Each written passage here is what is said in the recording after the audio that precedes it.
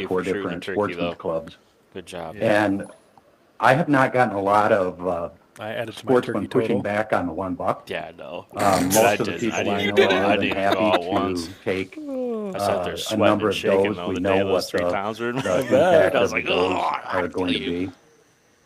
But there are a number of people but that are hey, very I made a concerned commitment about to a young the man. Yep. high-powered That's all that rifles. matters. I did too, and then I went Many back of on, and them he's pissed at me. were very happy Yeah, to hear there's You're a not gonna difference. get There's done, a I'm difference going. there. There's a difference there. 444 Marlins, these sort But of you also lit a weapons. fire under his ass. But they I all did. have similar I told him he's gotta ballistics want to it, the and inlines he- that are, or to he the slept very little. You want on, Merle? straight cases that are out there today. All right, get over here. The issues give you are 2 when you start minutes. throwing 7 mags, 300 win. Merle Jones is gonna hop on. With the MTPCA, Yes. Hi, Merle. How you doing? Good. We're a few minutes behind on the live, but we're just discussing some stuff and Okay. kind of a lower key day, but I mean, I think a good day so far. Yeah, it's been good, and I'm glad to see you guys here, even though it is a low key day. It's outstanding because I think it's important that people understand that it's not always a big deal. Some Yeah. days are, but even then, there was some pretty important stuff happening today. Very important Absolutely. stuff. I learned a lot of really good things so far today. Yeah. Yeah, really good. yeah, Brandon put up some good points about some structure around some things and how coming on as a new commissioner, he was just kind of like, this is what we do, get in there and vote. And there was no like onboarding process. And Right. And I think that's huge. It is huge. It boggles my mind. I actually talked to Walders about that. A couple of years ago. It's he can tell you a story back during his first term a long time ago, because he had a term and then one interrupted and then came back. There was some rough form of it then, but even then it was not anything very substantial. Yeah, it's good to see that going on. What else? Anything that you guys saw that you thought was cool? I wrote it down here. Michigan Wildlife Council. We kind of liked how they were putting some data into that. We're pumped to see that and maybe do more discussion around that. You know what? I'll tell you what. You guys need to. The more you can share about that, the better. People do not understand how lucky we are to have that in the state. Most people don't even know we have it. Correct. Right. But it's a super powerful tool, and we want to be part of it, Merle. Like we're going to talk to Marcy. We want to be part of it, right? Yeah. Help push it. Yeah, and I'm. There's no doubt that you can. I actually was. I was at the caucus breakfast this morning, and Senator John Bumstead, who was. He was one of the people instrumental in forming that here in the state, and he was talking about the very thing and about how we need to we're going to try and promote that council in some way at that caucus breakfast more, because again, the legislators aren't necessarily aware of that information as well as they should be either. Yeah. So yeah, it's fantastic. It's the job they're doing. Are you guys aware of the Nimrod Society? He's a Nimrod. I'm just kidding. I'm just playing. Okay, well, hold on here. Might be. Nimrod was a character in the Bible. Right, exactly. It was a person in the Bible, and Nimrod was a hunter. Yes, true. But true. So, look up the Nimrod Society, and you guys know who Russ Mason is, right? Yep. He's part of the Nimrod. He does work for the Nimrod Society. Was that the gentleman that was just walking up and down the hallway here? Glasses and a mustache. Shorter guy. Yeah. Had like a Hawaiian shirt Yeah. on. Yes. Yep. I've seen him at most of he these used to be in Sarah Thompson's role at the DNR. So PhD, smart guy, right? But so the Nimrod Society, they're basically it's an organization, and their main goal is to promote wildlife councils everywhere, not just in Michigan, but everywhere else. And they're actually right. I think Rockford, Sparta area is where they're based out of. But so it is. We've got some pretty outstanding. Oh, there he is, right down there. Yep. We got some pretty outstanding resources here in the state that people just aren't aware of, and that Wildlife Council is one of them. I've actually considered myself maybe applying for a seat on that council. Okay. It is vitally important. Yeah, what good that stuff. does. So, so awesome. Yeah, Definitely. thank you for stopping in. I know you said you had a couple minutes, but we Yeah. appreciate your episode you did with Skeeter. That launched last week, I believe. I think so. Yeah, you hopped on and did some really good stuff. You guys talked there's about Jarsh. coyotes. Right, Yeah, that I was paused cool. it so Okay. we can listen to Jarsh. Were you guys listening to the? I couldn't help it. I had to get up there and talk about ballistics. Did you catch that? I don't know if we've got. Were you after Josh? I was right after Josh. Okay, no, yeah, we we're haven't a few done it minutes yet. behind, Okay, yeah, so because we'll listen to it. well, because the one gentleman was talking about the 30-06, Yes. and I had to, I couldn't Good. help it. I had to get up there and defend gravity. Yes. So, We were out we here. did too. We were out here doing ballistic charts. right. Yes. I did that in there, and that's what I told him. I said, "Here, I just did the ballistics on it. It doesn't work 56 that inches way." at 500 yards. It can't be done. Yeah. So, all right, awesome, guys. Thank you, Glad to Merle. see you here, and are you guys planning on doing this every month? We're gonna try every month. One of us is gonna be here doing this. Outstanding. So just continue to put it out there. We understand that this is the beginning stages of it, and we're just gonna set aside time because we think it's important and bring education to as many people as we can. We're just kind of getting our flow and groove and understanding how this thing works and making sure that we're representing people who can't be here and letting them listen live if they need to. Beautiful. Well, and I think too, I think your addition, the ability to maybe kind of help distill things a little bit or filter things to get the average person to understand what's going on. What's going on, because we don't. Right. Correct. Unless you come here and live it. So, Right. Yeah, you have to be and then having guys like you come quick do this brings clarity to a lot of things. Josh did it earlier. He started talking about the Wildlife Council. I was like, "What is this?" Yeah. And he broke it down like very easy to digest. And hopefully a lot of people listen to that and they are going to do what I do when I get home. Yeah. I'm going to check it out some more and Me make too. some phone calls or Definitely. some emails. So. All right. Well, yeah. Let me Thanks, Merle. let me know what you guys need, and I'll if I don't talk to you before, I'll see you here next month. Yeah, we'll Awesome, see you. man. All right. Thanks. Thank Bye. you. Thanks, bro. All right, let's see what Josh has got to say here. Josh. All right, we'll unpause it. Just make a couple comments. I think as a public landowner, I try my best not to put the freedoms of myself, the tool, over the management of the resource. I think that's important. I think that's how we all should be, whether it's public or private, but I think it's essentially important on our public lands. And I've said over and over again publicly, to do what's best for the resource, right? If Chad or Brent or Shannon, any of these people came to me and said $1 wasn't the right thing to do and here's the reasons why, I would take their word for it as the expert. The more data, the better. And I think that we need to really focus on that. And, the North American model states that scientific management is the proper means for wildlife management. And that's why I think that what Brandon is bringing forward and you guys are having discussions about are essentially important. I want to commend him for that. And I think, we're talking scientific management. We brought forth in May a amendment to do crossbows late season on the UP on the account of one person. Is that scientific management? Is that really what that means? So I just want to encourage, as you guys go through this, to put some real time into it. 17 pages, obviously. You have put some time into it. So thank you for that. But take your time. Get it right. Make sure it's perfect. We appreciate it. And be transparent about it. If you guys need some input, let us know. Have some conversations with us. But we really appreciate those two things, the resolution and, the policy updates. So I just wanted to commend you for that. Thank you. Look at that. Josh is showing up, even though it's not a man. popular day. Just like a couple other guys here. There's a lot of familiar faces. I love it. Yeah, and I think that's what we're here to reiterate too. Like, if you're not here to represent yourself, you're not represented, but we're trying to be here to represent you. Good afternoon, Commissioner. Here's some give us- much like Josh, I wasn't going to say anything today, but and I'm not here to talk in support or in objection to any particular regulation, but I am here to support gravity, basic science and physics, and intellectual honesty. The 450 Bushmaster, which was the caliber du jour for the restricted rifle zone, can travel about 1.5 miles if it's shot at a 45-degree angle. Just ran the ballistics on it on my phone. Of course, shooting that gun at a 45-degree angle would be illegal discharge of a Very firearm. close. and unsportsmanlike conduct.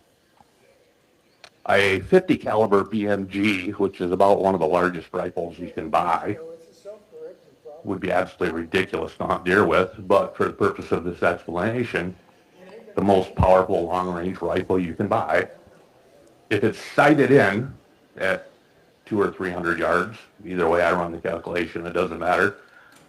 If it's sighted in at that range and it's shot parallel with gravity, with the ground, at a target at a white-tailed deer height, just from ground level on flat ground, is going to hit the dirt somewhere around 700 yards. And it's done. So at the end of the day, the ballistics calculation states that this is a problem of personal responsibility. It's the hunter's responsibility. Ding, ding, ding, ding. We all know that. We all learn that.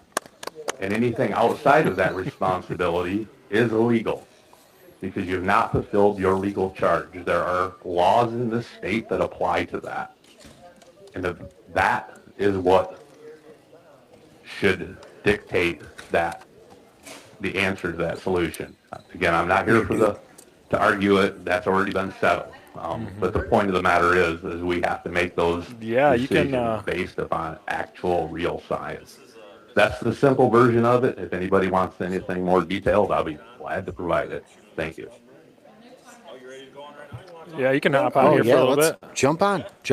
Commissioners, it is. Yep, you just sit right here. Come sit right over here with us. Concludes public comments.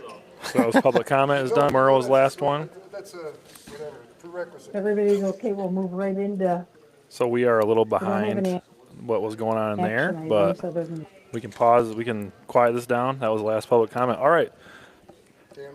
How are you, Hold sir? on 1 second. All right, you're good. Who we have sitting next to me here? I'm Dan Alfig. I come to a lot of these meetings, and just a couple comments. Yeah, absolutely. There's a lot of irrational thinking going on in there from some of the public commenters, but and some of it was regarding firearms. Yes. Yep. Yeah, about the using all calibers in the Southern LP, which other states, and I know they don't talk about other states, but other states have done it. And usually now we're hunting from an elevated position where that bullet's going down. Yep. For one thing. Second thing, Indiana's done it for a number of years, and it's worked out great. And there hasn't been any of this doom and gloom thing that people have talked about before. Indiana, a very flat state. There's populated areas, very similar kind of to southern Michigan from a terrain standpoint. But one of the unforeseen ramifications of this rule is, Ralph's Gun Shop, which is near me, muzzleloaders there go for $50 because muzzleloader season is no longer viable. Right. Yeah. Slug guns go for next to nothing as well, and I've got a very nice, Savage 220 slug gun, and that's pretty much worthless in the state of Michigan now. And now 350s and 450s are pretty much going the same way of the dodo bird, I'm afraid. And, Randy's or people up north have made a big living off of that. And I would still continue to use my 350 because it's effective and it's small and I like it and it's compact. Yeah. Yeah. And I think I will use my 350 too. I had this conversation with Nick Carpenter from Brenton, USA, and he owns a rifle company that sells 350s, 450s, and has, done pretty well with them. I have one. I'm going to continue to use it. I use it in Zone 2 all the time. Yeah. So I think that's pretty effective round. So how do you feel about the firearm line? You're okay with it because of what you said. Elevated position, other states have done it. This scare tactic for it is kind of unwarranted, I feel like. Yeah, it's panic mode. I mean, it's not called for. So that's some of the irrational thinking I was talking about. Yeah. It's not called for at all. And the doe harvest. I mean, there's a lot of, the way I see Michigan's culture came about this not wanting to shoot does. Yep. It came from the 60s when we had a large preponderance of pheasant hunters and a large population of pheasants. Yeah. We had no deer in the southern low P. They were non-existent practically. So everyone was out pheasant hunters, and they only shot cocks and they only shot drakes with duck hunters. So it was taboo to shoot any females. And that transitioned over when deer hunting became popular in the southern lower. And it's been passed down from the boomer generation that it's gospel. You don't kill the ones that produce, and it's gotten way out of control. Our buck to doe ratio is terribly, terribly skewed. I mean, I had a bunch of VHD near me, near Jackson County, which wiped out a large percentage of deer to the point where I didn't want to shoot does last year. But what I noticed was gangs of fawns, orphan fawns. But what I also noticed is it was equal. So our buck to doe ratio is still whacked because as many bucks died as many does died. So it's still skewed. So we still got to harvest more does. That's a great point because I had the same issue in Kent County. I was like, oh, maybe I shouldn't shoot anything, but like I saw still the same amount of does in relation to bucks because it doesn't discriminate. It kills EHD kills does and bucks. Right. Yeah. So now I'm going to go on doe patrol again this year.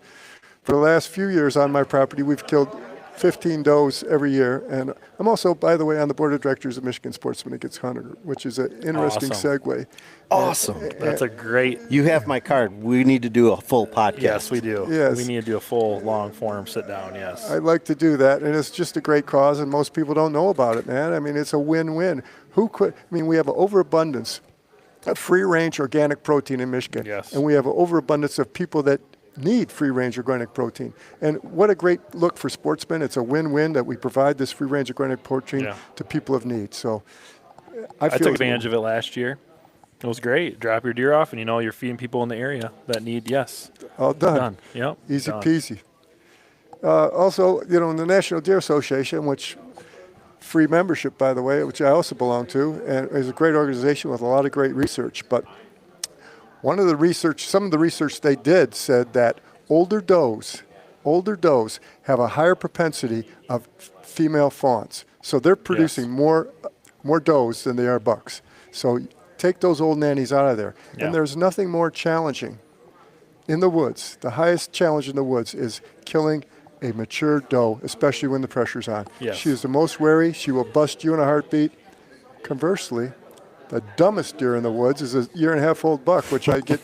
I got no idea why people are shooting those little bucks, but that's another story. But no, that there has been a lot of studies that have. I know Wayne Sutton up in the TV area. They did all the necropsy. I think I said that correctly, where they would shoot does after season, and then they would test the fetuses and see. And there was stats for years that once a doe hit a certain age, like older age, the chance of it having a buck fawn was like 0. Like it was very, very low. So you want to get those older does off the landscape because you want to be dropping younger. You want to be dropping buck fawns, not doe fawns. Exactly. But one of the reasons people use, got to feed my family, that's why I killed that little dinker. Oh, yeah. Well, the point is, knucklehead, standing right next to it, that little dink, that 130-pound dinker was a 150-pound mature nanny doe that would have fed your family a lot better. But John Wayne, don't shoot those. Nope, don't shoot those. I know. It's just, like we talk about a lot. Like that's just the justification Michigan hunters have used for a long time. They justify their actions, and that's just been the low-hanging fruit. Easy to say, oh, pat myself on the back. You know what? Good job. You shot your buck because you got to eat meat in the freezer. It's the mindset shift, and that's why we are. And I think that those guys, there's still those guys who want to have that pat on the back, and you throw the buck in the back of the truck, and you drive around, and you go to the bar, and and go, I'm Skeeter Beckman, and that's my buck out there. Show a picture, like absolutely. we had a gentleman do that earlier. We did. Show us all of his pictures of his bucks. And showed us inferior, non-mature animals that probably shouldn't have been taken out of the herd. Correct. Yeah, and the thing about this one buck rule is what has happened traditionally in Michigan, especially on public ground, where there's way too much pressure and it should be a much better experience, is first dink that comes along, Joe Hunter's going to whack that first dink, and now I'm going to hunt for the big one. And I'm going to sit in the woods a long time. Yes. I'm going to put a lot of pressure on the herd and, and possibly shoot a second buck so I can be tagged out. Well, the point is that second buck, even though there were X amount of small percent, was still 30-some thousand bucks that were killed. And that's 37,000 bucks that could be some young hunter's first buck. Absolutely. Yeah. Yeah, and it would. You talk about the pressure on the state land or public ground in Michigan. If you're hunting a lot and guys are just out there hunting, it's going to move those deer into private parcels, which don't have as many hunters per square mile. So you're actually taking an opportunity away from yourself and others by putting that unneeded pressure on there. If all you're doing is just going in the woods to try to shoot your trophy buck or your big mature buck, it's like, hey, let's let's alleviate pressure, give opportunity to more people, spread the harvest out comparatively across the state, get those young guys shooting their deer and understanding like, hey, shoot bucks and does. Be super important. Exactly. Super important. I love it. I'm well with it. Yellow and blue. Well with it. And people don't understand. They say, well, these does are my bait. They're Yeah. what brings my big bucks in. Wrong. I mean, look Yeah. at Drury's, look at anybody along those lines. The more does I take out, the better my buck hunting gets. They hammer deer at the end of the year. Like they have like family Christmas time. We're shooting does. Like they have doe parties. Like super important. Super important. Agreed, and I'm glad that late doe season isn't coming around because a lot of shed bucks were there. Yes, shed bucks. Yeah, I love it. No, so what did you think overall of the meeting today, or this first half before our break? Well, it was a lot calmer than the last couple. Yes, I can say that. And And there public was- comments done a little sooner too. Well, there's so much passion evoked in the last two meetings. I mean, it was coming out of their ears. I mean, you got guys taking off work. You got guys making a trip up north. You got guys spending money to stay overnight, all to voice their opinion. And it's frustrating to them when nothing happens. Yeah. So at least we've got some change this time.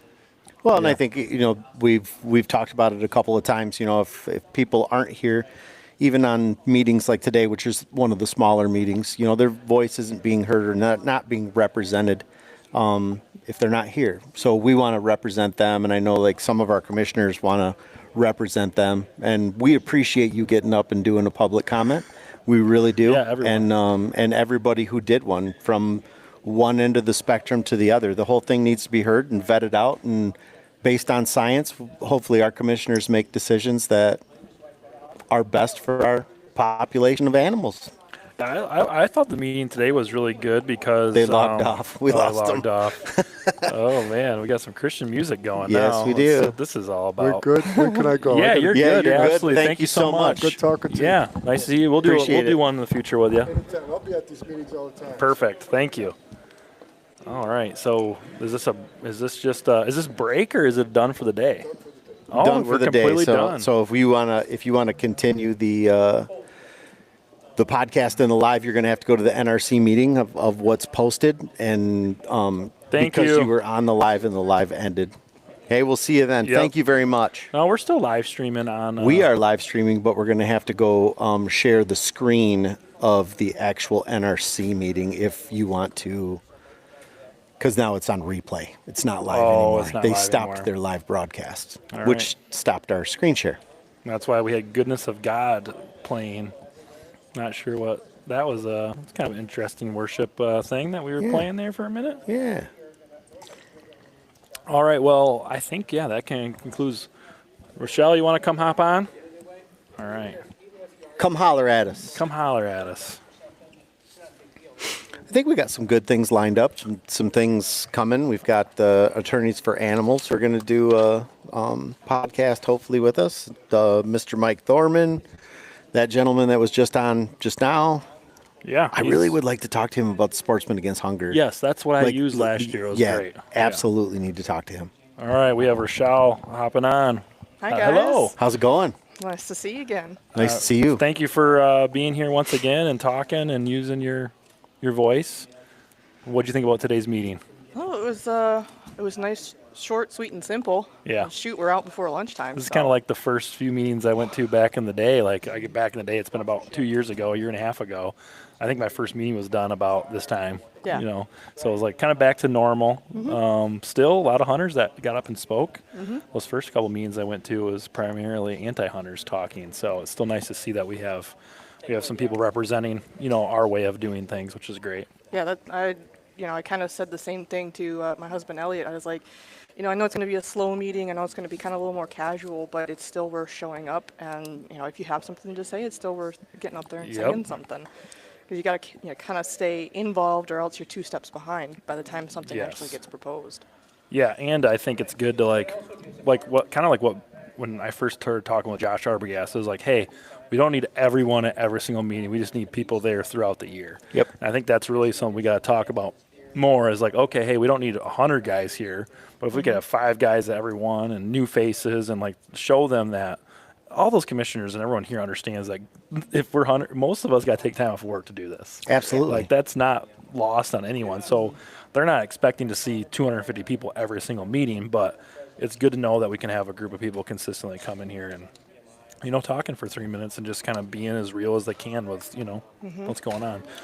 I'm not opposed to signing up for the 5 minute every single time that as Rome Outdoors, if we can get some comment coming to us so we can take just a consensus of the comments that are coming in, the thoughts, the feelings, and go, hey, I'm not here to represent my opinion. I'm going to tell you everybody's opinion that has been sending to us. Yeah, it's we can voice that. So what you kind of spoke on, you touched on some of the things from the last meeting. What was kind of your, I guess, when you took your time to speak, your 5 minutes, what was some of the points that you wanted to, get across to the commission? Kind of calling them out a little bit on some of the things that were done. I hesitate to say wrong because, as Commissioner Fewens pointed out, there's currently no written down policy, which is something that we're all kind of discovering together. That over all of these years, I've been involved for a decade now. We've been told, well, this was how things were done. Well, it wasn't actually written down. It was just sort of grandfathered in and rolled forward. So it kind of goes back to having that do what's right, even though what's wrong is legal. I made that comment in my speech about that. Yeah, the quote from Leopold, right? Yep. And kind of bringing that back to the forefront from what happened at the last meeting. You had things that weren't related all lumped together in a very political move in order to get more votes for things that some commissioners didn't want to support, but they wanted another thing to support. It's that horse trading that happens in politics that is not supposed to be happening here. That board's there to not have that. Correct. Or the commission's there to not have that. Proposal G delegated that power to the NRC and to the DNR and away from the legislator to stop that behavior. Decades ago, and now we've kind of circled back to it, and it's like, no, we need to not do this. Yeah, and I think, Brandon, he's kind of swung by a couple times and talked to us before the meeting too, and that dude went over and beyond, let's say, drafted a 17-page thing, like just going on. And he's got a lot of experience in consulting, and like he understands, like if anyone can think back to the hydro dams a couple months ago, like that dude was all over it. Like he's invested, he's passionate. Like all those guys that sit up there and ladies, they are doing this not because it's like this glamorous thing. Is everything being done the way we would think it should be? No, but there's also a lot of passion there. So you got to have a little bit of hope and faith that at least one person on the board wants to go more. We know a couple other guys too. So that was I was happy to come here today just to hear that and be, show face for that. It was really, really good. I do have a couple questions for you because the DOE DMU thing was something that you had posted about online. You were part of the DMI and DAT. Yep, DAT, correct? Still on DAT. Yep. What are we looking ahead to maybe next month's meeting? Are they going to be bringing up some of that DOE DMU stuff? So actually, it passed with the limits that the DNR put in the WACO in April. Okay. So the DNR did not recommend it to bring it forward. The NRC then picked it up and brought it forward. Okay. But they listed the numbers that they recommended starting out with. Okay. So you saw in the presentation the map that they put up on the screen. That is where the numbers are going to start. Okay, that is the starting point, what we saw there. Yeah, okay. And that will be effective this year. That is going to be effective this year. Okay. So now that's really good to know because I wasn't really sure. I thought maybe it was kind of set, but I wasn't sure. Yeah. I think, how do you feel about that starting point? I was very vocal against some of the numbers, especially in the north and in the southwest where EHD has really impacted. Yeah. We don't have any sort of grasp on how EHD impacted that area. We don't really have any sort of data or grasp on deer numbers in the north either, especially north central, northwest, lower peninsula. So that's what I was kind of advocating for, is I wanted the NRC to sort of tweak some of those numbers. The rest of them are kind of like, it's okay. We can do that. We know we've got a lot of deer here. 5 is fine. The statistic I really tried to hammer home is that 0.3% of hunters are taking 5 or more antlerless deer. Yeah. That includes the combo tags, but Yes. let's just generalize. That's less than 2,000 people across the entire state are taking 5 or more antlerless deer. We are part of an elite group, bro. We are elite killers. I was like, I'm a 0.3%. We are jacking the. We should get patches made We that should. say 3%. Got room on the shirt. 3%. Put a little asterisk, you know, Yeah. right there. You could be a 1%er just by taking 3 or more does. So yeah, I know. After one doe, it drops off Quick. real quick. Really? Yeah, I think I remember Chad a couple years ago. He said 90% of the doe harvest is taken care of by like 7% of the hunters or something like that. Unreal. I thought maybe, and I could have those numbers off a little bit, but it was like, whoa, that's what it really opened my eyes. It's like, what? Like, people are not like me. People don't So shoot what's does. what's the hang up? Like generalized across the board, what's the hang up? Why are people not killing does? To me, it feels like, and the responses I've gotten when I've talked to hunters, because I try and talk to hunters when I'm out and about, one of the things that we're supposed to do as DET members is we're supposed to talk to the public, talk to hunters, get feedback, and bring that back to the deer team as well as, any of our other sort of involvement. And people are like, well, I hunt for my buck. I get a buck, and then I go back out and hunt, and I'm hunting for my second buck. And, I'm not opposed to taking a doe, but I either just run out of time, or I'm tired, or it gets too late in the season, or it gets cold. And there's a lot of different reasons why people aren't taking does. There's still some people who are just strictly opposed to taking does, but I think there's actually a pretty significant portion that it's just they run out of time, or they're hunting for a second buck. Yeah.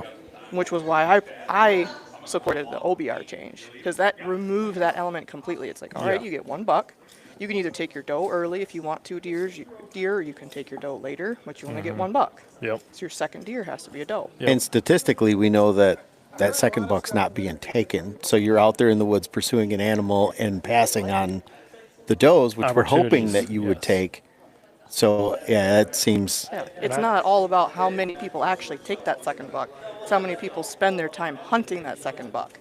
That is the key. And not filling a doe tag in the process. Correct. With doe tag availability across the state. And that's one of the things that, like, I know I've had Elliot on before, and we've talked to him quite a few times, and you share the same sentiment as him.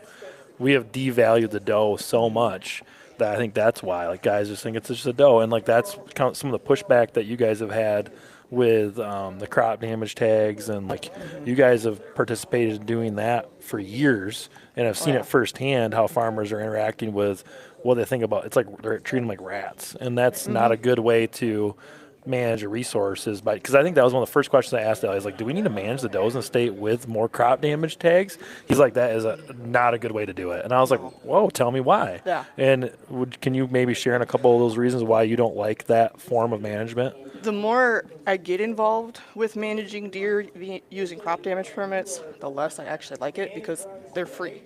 The cost is 100% on the shoulders of the DNR. And then if a farmer, let's say they need to turn in the heads for CWD testing, if that farmer doesn't want to do it, or it's too inconvenient for them, or whatever the reasons are, the DNR will send somebody to go get those heads. Oh, geez. Zero cost to them, but it's cost on us. Costs. We are now covering that cost for all of that effort being put into crop damage permits, versus using in-season tags, whether it's your regular deer tags or DMAP tags, which people don't really know that DMAP tags can be used for any landowner, as long as you kind of qualify for using DMAPs. You don't have to be a farmer to use DMAPs. You just have to have a deer management problem. Okay. So interesting. But at least that way they're getting some revenue to offset all of the costs. Yeah, to do that. The crop damage permit tags is just bleeding the DNR. It's just a zero return from a financial standpoint. And the other thing that kind of rubs me the wrong way is you got farmers who are like, oh, well, this is a hunter problem. The hunters aren't taking care of the deer problem. And then you turn around and you ask them, like, well, how many deer have you taken? Or how many does have you taken? Yeah. Well, my nephew took like 2 does off the farm this year. It's like, you got to up those numbers, buddy. That's not a DNR problem. That's a you problem. That's your property problem. Yeah. That's not you. There's people always talk about it like you have a responsibility of being a property owner, and that's something that you and your husband have done too a lot. Like, man, like I remember converting the farm to what you guys have now, like the amount of resources you put in, because you have that like holistic approach of like, hey, this is like a blessing to have this, but we also got to be stewards of land, leave it better than we found it. That's something I like. I recently purchased property myself this year, and I've kind of already started thinking about that. Like, hey, there's more to it. And farmers, and nothing like my family's full of farmers. Like, that's their livelihood, and the deer take away from their livelihood by either feed the cows that are producing milk or the cash crops. But I understand that. But it's like, hey, you guys got to like, if you could somehow, and it's because the doe has no value. That's like, it comes down to that. If we could change that mindset of this and like, hey, you guys can, let some people come shoot does or let those things. There's so much more. This is just like the beginning of it, and it's not a good way to like market hunting's kind of knock on the door a little bit when you start talking about it this way. And I don't know. Like, I like white-tailed deer. The thought of having to shoot deer in April is not like tasteful to me. No. But that's what's happening. That's like real world stuff is going on right now. Guys are out there shooting deer, and if it's 90 degrees out and you shoot deer, you can kind of 1 + 1 = 2 on that regard. Where's that meat going? Where's all the things that we like doing it for the reasons we like it? It's hard to do that when it's July and 97 degrees outside. Yeah, if you look at the normal hunting season for whitetails, I mean, we're talking, you have 12 weeks, so you're 12 weekends. So you have 12 weekends to get this done. You have 10 available doe tags, or did have 10 available doe tags.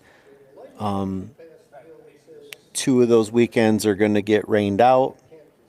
Maybe the first couple are going to be a little warm, and you're not going to want to get it done. Mm-hmm. So we're talking about 5, 6, 7 weekends that you can actually take those deer out of the herd, and you're going to hunt your buck. I get that. But man, you need to be averaging a deer a week. Like you need to be killing a deer every week. Yeah. Well, the other thing too that I brought it up more so in the DAT was the idea people were kind of concerned about going down to 5, limiting hunters to 5. Mm-hmm. You still have access to all 10, but you would go to like another county to fill more. Sure. Yeah.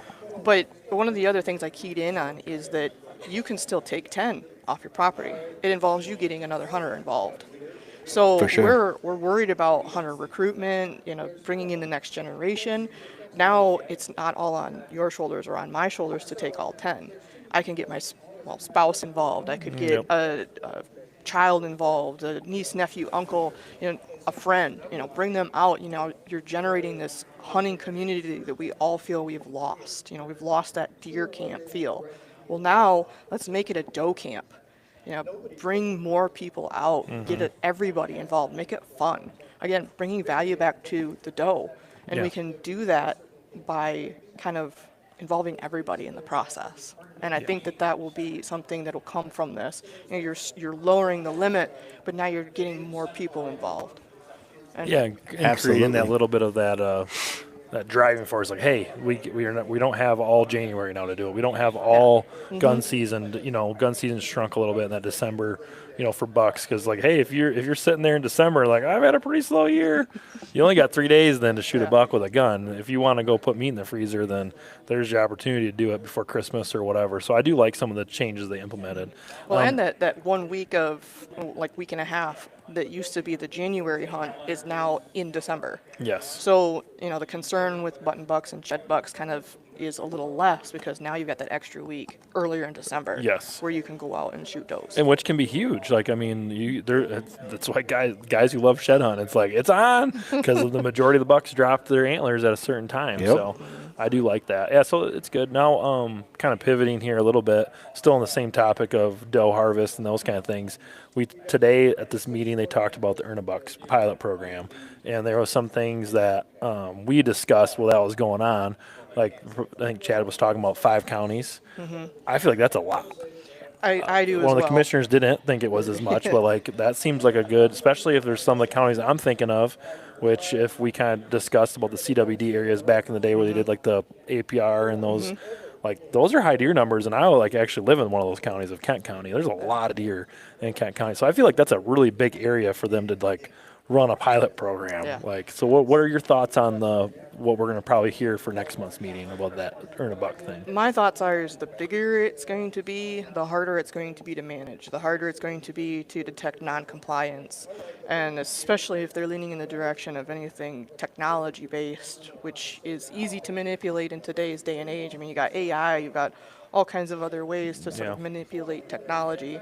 The bigger the study area, the easier it is for hunters to find a way around it. Yeah. You know, you're going to have one of two outcomes. People are either going to find a way around it, or if it is enforced like Wisconsin did, it not knowing how many deer we have or how many deer we need to take from the landscape and does, which control your population lever, if people are taking too many does, it could cause harm. And something that our DNR and our NRC should not be doing is doing things that are going to cause harm. Yeah. You know, we can do regulations like a 1 buck rule where it's kind of almost like asking people to do it and see how that goes first.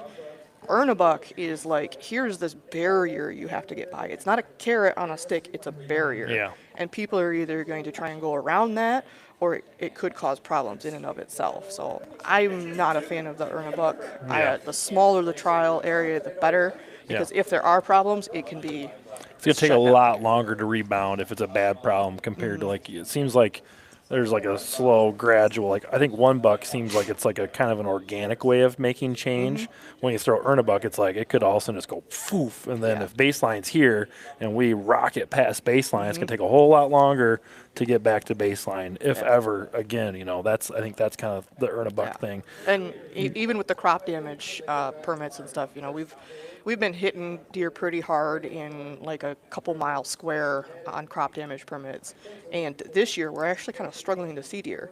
So 2 years of taking 30 plus deer out of just this geographical area, and the farmers are reporting seeing less deer, their neighbors are reporting seeing less deer, and it's just us taking about 30 some deer out of this area, and it is dropping numbers. And there's no studies being done. You know, the biologists have not been out to this area to resurvey it. Yeah. Like, they don't know that this is happening. Yeah. And so we, being more conscientious and kind of looking at the bigger picture, are kind of like stepping back, and we're like, all right, well, we need to reassess. Can this area now be managed through just hunting permits, and should we walk back the number of crop damage permits we are filling? I guarantee there's more than 30 deer hunters in that area too. So And, it compounds if really all fast. those guys want to shoot a second buck, and instead of shooting 30, you're shooting 100, then you go, that's what I think the point you're trying to make is like, we're like a select few are doing a lot in the deer crop damage permit side of things. But if all of a sudden you add all the hunters in the area, that's like, oh, I don't usually shoot those, but now I really want that second buck tag, and they lay waste for 3 years, and they do that across these counties. Like, if this is the 5 counties I'm thinking of, there's a lot of hunters in those counties, and Five counties is a lot. Is a lot. But I think he was talking about 5 counties that are going to have it, and then there's going to be ones that don't have it. I think that's their control Also, group and your 5 total, test. but some will have it, some won't in that 5 county. I'm thinking so. You know, just based on how I know they were wanting to structure it, they wanted to have control counties and test counties. So I'm hoping the 5 is that it's control and test. We won't know more until next month. Which I'm looking forward to hearing what's going on next month. Kind of dissected a little bit as to what he said, and it sounded to me it was 5 counties, but would have an adjacent county that didn't have it.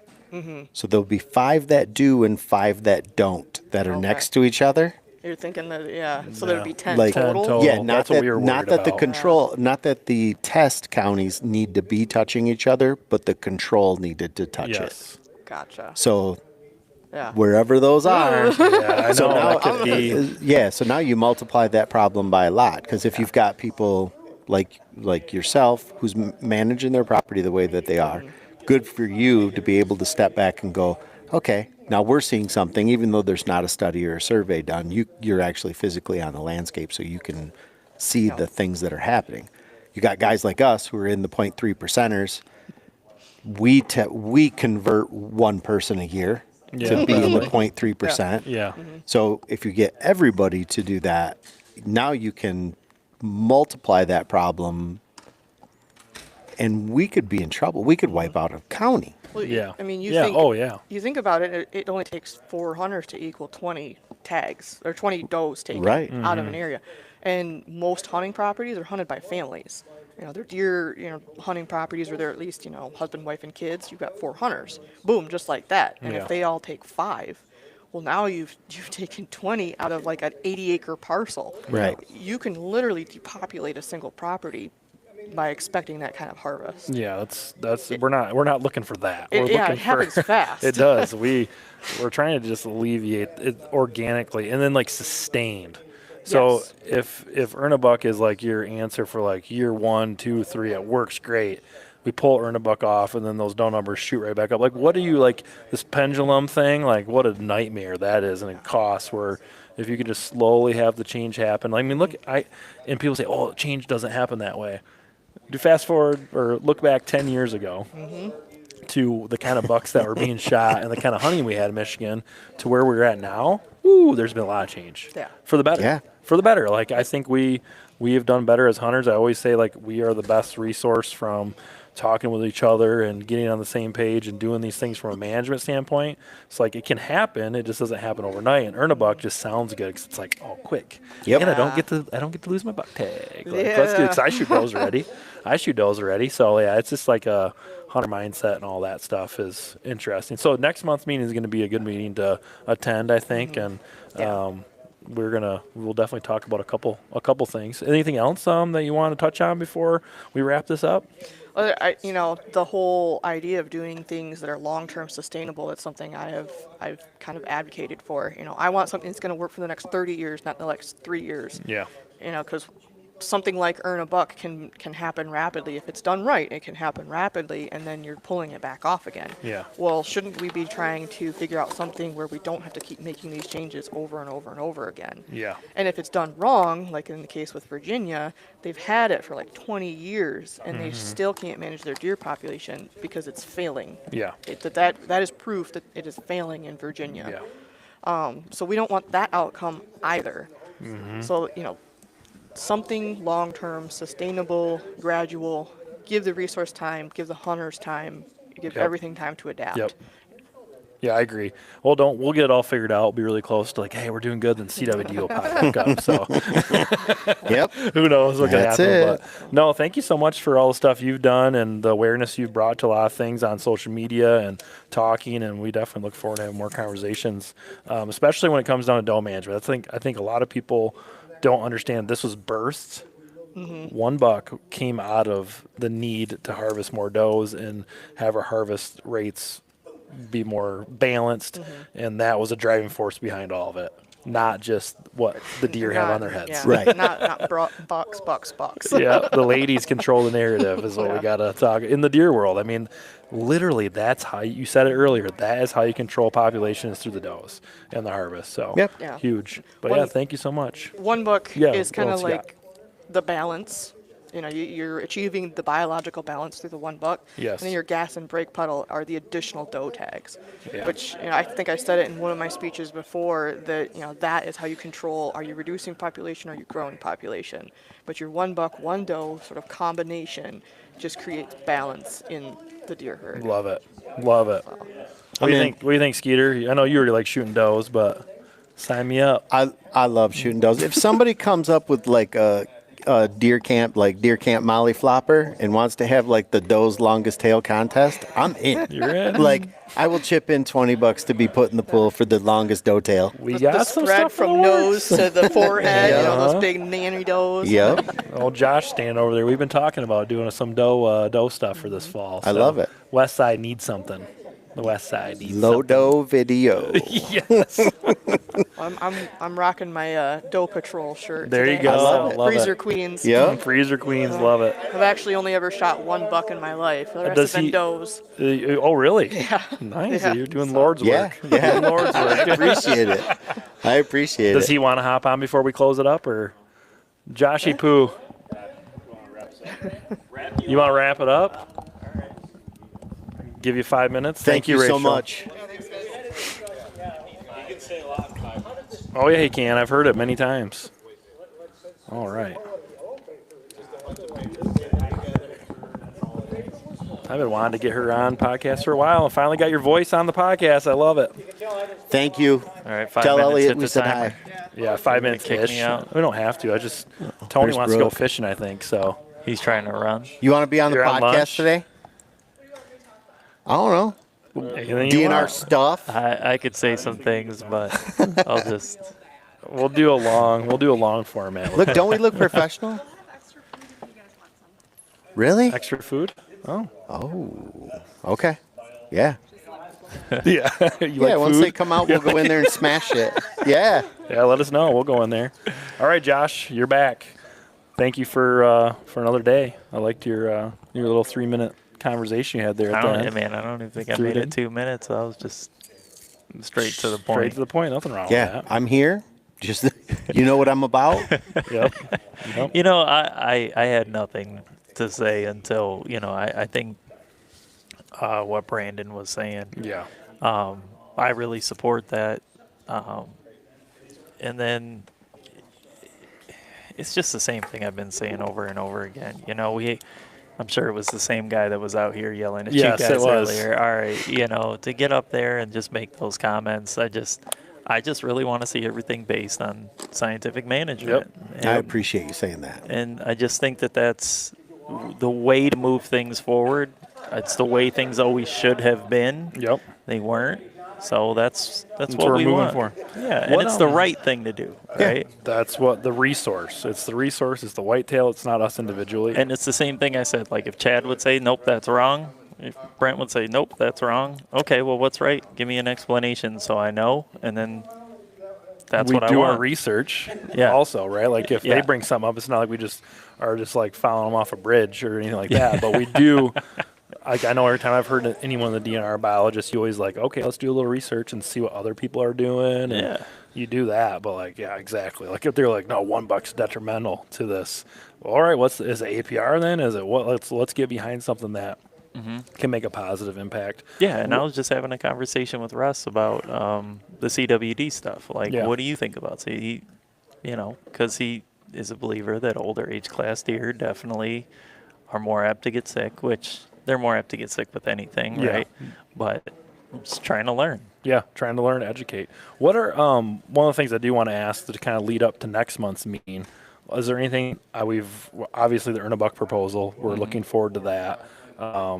Is there anything else that you're kind of looking forward to next month for that next meeting? No, I was trying to get out of Chad what these 5 counties were, but he was holding that real tight Yeah. to us.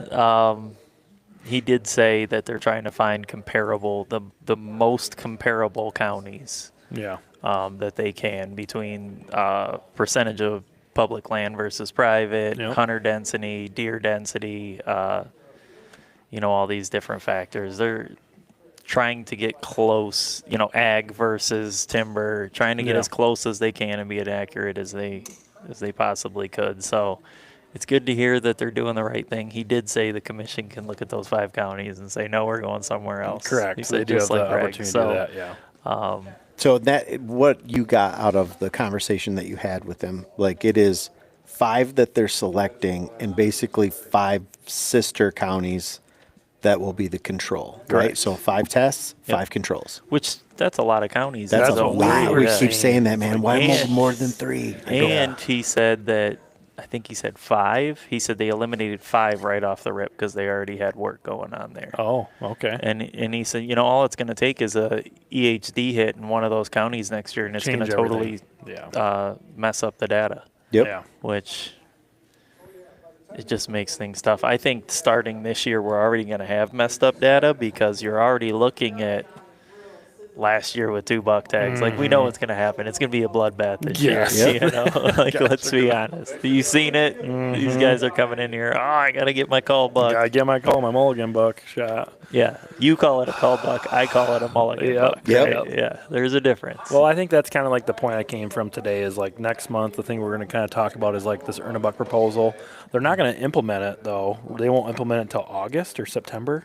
How'd that work? Like the DNR is going to propose it and are they going to vote on it then next month? I'm or- not sure if they're going to vote on it next month or August. The presentation is next month, so it might be vote on in August. Yeah, I mean it's already passed, so I don't know if it's just I don't know how that will work. It sounded like they needed a progress report with the counties identified for next month, and then there would be an approval needed by August. So it could be approved in July, but it has to be approved by August. That way they make that 6-month marker that they need to get everything prepared for March license sales. Yeah, because it's not happening until 2027. Right. Yeah, so we'll have some clarity on that, hopefully in the next 2 meetings. Yeah, and that's the thing, right? Like Brandon's proposal or his recommendations for policy updates, like, why don't we know the answer to these questions right now? You know, I just sat through the whole meeting, and it's just, that one's not that big of a deal. I just would like to see complete transparency. I really want to understand what's going on here and how we move forward, right? Yeah. I just want to know what we're discussing. Yeah. So just makes it tough when we don't have that understanding. And it's not that we're trying to not understand. We want to. We're thriving. We're trying so hard. We want more information. We want to know how this operates so we can move forward. Like it's like it's hard to explain. Like there's so many people that why do you think it's got so much traction on social media? All this negativity because people just don't know they want it. They it causes like a reaction of some sort of either being super pissed or super for it. It's like because they just need to know what is going on. Well, and we want this. The hunters in Michigan want to know more. They want to be more educated. There's a select few that think they already are educated, so we'll always have that. But the majority, there's a lot of people that want to know more. There's a severe lack of education on even how the system works. I mean, I watched hunters get up there today, and they're begging for $1 not to get implemented. I'm like, it's done. It's a done deal. It's just, we shouldn't move the rifle line. We already did. It's done. It's done. It's happened. You got 5 months? Geez, less than that. It's June. You got 4 months. Mm-hmm. And it's on. It's on. Well, it's on, but let's look at, these implementations are going to be for the ones we're talking about, like $1 rule is going to be for 2027. Mm-hmm. So what commissioners are we losing prior to that? We should be losing, start at the end. Let's go. Nyberg, gone. Yep. Walter's gone on the other side. Yep. And then you have Laporte and Erdley, who are a toss-up that I don't know if they're staying. Yeah. I think we could have up to 4 new commissioners. You could. So we could have 4 new commissioners. Mm-hmm. You could, in the beginning of 2027, see a swing that goes, you know what, we're just going to keep it the way it was. And that's why I think it's important that we keep continuing to come to these things. Correct. And again, it's important that they have these processes in place and these policies to cement these things. Yeah. And that's, like I said, just get it right. Don't rush it. Just get it right, and be transparent about it. But we should be here. As sportsmen, I think we should almost know who's in that pool to be selected right now. Like who is sitting in that pool? Like, who are options? I'm not going to hammer on Mark Eister more than I have to right now, right? But Mark came in and made some very bad comments last meeting. This has been exhausted, so I'm not going to fry him right now. But he made some very bad comments right now last meeting. And I'm looking and I'm like, okay, who else was in that pool of appointments right there that got passed over and we got Mark Eister? Yeah. Well, how? I mean, I know Dan Alfig was in that pool. No, he was. But they put him on the Wildlife Council, I think, as like a stepping stone. But, Is Dan the gentleman that he hopped on with us? He was... Right? That was who hopped that's on? him. Yeah, we always had him. I would love for him to be a commissioner. He's a wild That card, dude's bro. wild. He's a wild card. I love it. Love it. He's a good dude, man. Every time we asked the question, I was like, I am not sure where this is going to go. And I kind of like it. Yeah, dude, I was walking past one day and he was like rehearsing his speech over there in the lunchroom. And I was like, oh, I can't wait for this one. And he gets in there, he's like, Mark Eister, you awake? You alive? Can you hear me? I was like, oh, God. This is fantastic. Yep, he's good great. dude. Yeah, real good. No, he brought some. He hopped on for a couple minutes and really told us a couple things to check out, and I'm looking forward to looking at those. So Yeah, he mentioned something earlier. Another thing, we were talking about the Wildlife Council. There's the Nimrod Society too that a lot of people don't know about. Yep, gentleman right there. He's on it. So yeah, we're gonna look into that. Merle Jones sat Merle down Jones and said said, Nimrod Society. Yeah, there's all these things people don't know about that are going on. Yeah, you caught a stray. Sorry. Caught a stray. I was like, you know about Nimrod? I was like, yeah, there's one right there. Yeah, that wasn't a stray. That was a deflection. That was that was a zinger. It was a zinger. that was a 2.8 mile 30-6 bullet. Yeah, that's it. How'd you like Merle's rebuttal when he got up there? So I want to talk about gravity. I'm up here to, what did he say? I'm up here to advocate for gravity. Well, what was great is we were behind because we were pausing the stream and talking. Yeah. So he came and talked about it before he had talked. So he foreshadowed it. Yeah. It was great. It was perfect. Then we get to go, okay, let's listen to what Merle said. Because I paused it for you, and then we talked, and then I was like, all right, Merle left. We'll listen to Josh, and Merle was great. Well, I didn't sign up until, I had no want to talk at this meeting at all. I was just going to come observe, take it easy. So I signed up real late, and then he signed up after me. He said he had to. And I felt the same way. Like, dude, somebody said something. Skier made a good point. We're going to always sign up for 5 minutes as Rome or something, and one of us can always get up and talk. I think it'd be good for us to, at least with the listeners that get into this, send us your comments. Send us your comments on things that you would like to say. And let's just kind of pull them out and go, all right, one for $1, one for this, and then have a voice here. We'll just take our 5 minutes and go, just so you know, we've got 785 people who sent us emails, and out of those emails, this is what was said. This is the concerns. Yeah. That's cool. I don't know. Today you might have got out there and said the Rampola buck is real. Yeah, you're right. You're right. We need to know. And I'm not saying that I won't. If that's the only thing that comes in, I might. Love it. They would enjoy it, So Absolutely. Well, Josh, thank you very much. I think I'm going to wrap this up. We're about 4 hours in. Oh, yeah. A lot of good segments that. Oh, yeah. We thank you for. I don't know how many people are going to listen to this later, but we're going to get some food. So I don't envy you. You've been sitting on this wood bench. My ass kind of hurts a little bit. So 4 hours. Well, I think. Josh. Yeah, Josh. Thanks, thank you guys. very much. Appreciate it, what brother. you do. Yeah, man. All right, got some sign off here to do. Yeah, Skeeter? I got some sign off to hear. I appreciate everybody tuning in. We're wrapping this thing up.